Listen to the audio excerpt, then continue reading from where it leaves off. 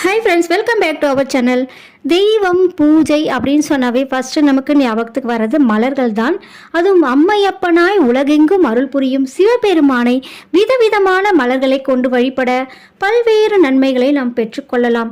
அப்படி எந்தெந்த மலர்களை கொண்டு வழிபட என்ன பலன் கிடைக்கும் என்பதை நம்ம இந்த பதிவில் பார்க்கலாம். ஃப்ரெண்ட்ஸ், வீடியோ ஸ்கிப் பண்ணாமல் பாருங்கள். நம்ம சேனலையும் சப்ஸ்கிரைப் பண்ணாமல் பார்த்தீங்கன்னா மறக்காமல் சப்ஸ்கிரைப் பண்ணி சப்போர்ட் பண்ணுங்கள்.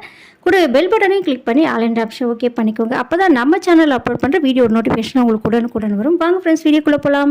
சிவபெருமான் அப்படின்னு சொல்லும் போதே நம்ம எல்லோருடைய மனதிலும் தோன்றக்கூடியது வில்வ இலைகள் தான். வில்வ இலை இல்லாமல் சிவபெருமானுடைய பூஜையே நிறைவு பெறுவதில்லை அப்படின்னே சொல்லலாம். புராணங்களின்படி லக்ஷ்மி தேவியின் வலது திருக்கரங்களில் இருந்துதான் வில்வ இலைகள் உருவானதாகவே கூறப்படுகின்றது. இப்படிப்பட்ட இந்த வில்வ இலைகளை வைத்து நாம் சிவபெருமானை வழிபடும் போது வாழ்வில் எல்லா பாக்கியங்களும் கிடைக்கும் என்பதே குறிப்பிடத்தக்கது. அடுத்ததாக தும்பைப்பூ. தும்பைப்பூ கொண்டு சிவபெருமானை பூஜித்தால் நல்ல பலன்களை பெறலாம். நம்முடைய பாவங்கள் நீங்கும். அடுத்ததாக எருக்கம் மலர். முன்ஜென்ம பாவங்களில் இருந்து ஒருவர் விடுபட வேண்டும் என்று நினைத்தால் சிவபெருமானை எருக்கம் பூவால் வழிபட வேண்டும். உடலாலும் மனதாலும் செய்த பாவங்களை இந்த பூவினால் சிவபெருமானை வழிபடும் போது மன்னிக்கப்படும். அடுத்தபடியாக தாமரைப்பூ. வறுமை ஒழிந்து செல்வம் கொழிக்க நினைப்பவர்கள் தாமரைப்பூ கொண்டு ஈசனை வழிபாடு செய்யலாம். வெள்ளை, இளஞ்சிவப்பு போன்ற தாமரை மலர்கள் சிவனுக்கு மிகவும் ஏற்றது. அடுத்ததாக அரளிப்பூ. நினைத்த காரியம் நிறைவேற சிவபெருமானுக்கு அரளிப்பூவை பூஜித்து வழிபடலாம். குழந்தை பாக்கியம் இல்லாதவர்கள் இந்த பூவை கொண்டு பூஜை செய்தால் குழந்தை பாக்கியம் கிடைக்கும். வெள்ளை அரளி மலரை கொண்டு வழிபாடு செய்தால் மனதுக்கு விருப்பமான மனைவி அமைவாள். ஊமத்தம் பூ.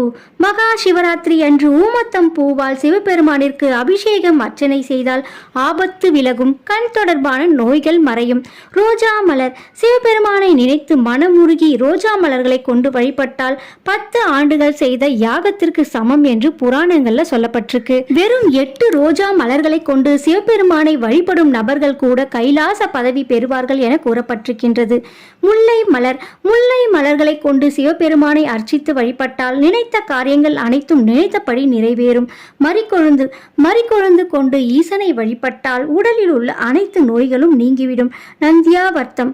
முன்ஜென்ம பாவங்கள் விலக வேண்டும் என நினைப்பவர்கள் நந்தியாவர்த்தம் பூவை கொண்டு ஈசனை மனமுருகி வழிபட்டால் முன்ஜென்ம பாவங்கள் விலகும். செம்பருத்தி பூ. குடும்பத்தில் சகல ஐஸ்வர்யங்களும் கிடைக்க வேண்டும் என நினைப்பவர்கள் செம்பருத்தி பூ கொண்டு ஈசனை வழிபாடு செய்யலாம்.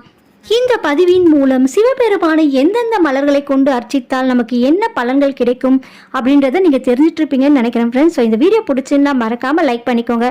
உங்கள் ஃப்ரெண்ட்ஸ் ரிலேட்டிவ்க்கோ ஷேர் பண்ணுங்கள். நம்ம சேனலையும் மறக்காமல் சப்ஸ்கிரைப் பண்ணி சப்போர்ட் பண்ணுங்கள்.